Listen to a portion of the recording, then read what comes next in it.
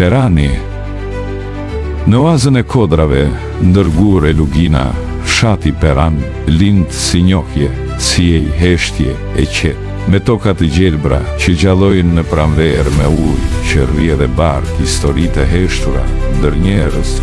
Në breza rreth zjarrit plaku ruan kujtime, fjalë të urta, rrëfime të vjetra për kohë, kur fushat ishin të mbjella, kur dhimbja dhe gëzimi ndaheshin me dardanin në shpirt, me mundime nga pushtusit, me rezistencë dhe shpresë për ditë që do të vinë.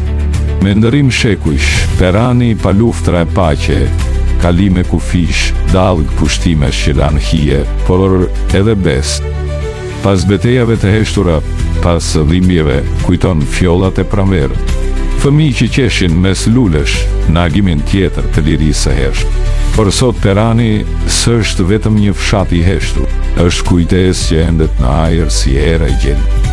Në gurë e në shpirt, ruhet rrëfimi i kohës, si libër i pashkruar që pret ta hapet nga dora e brezave.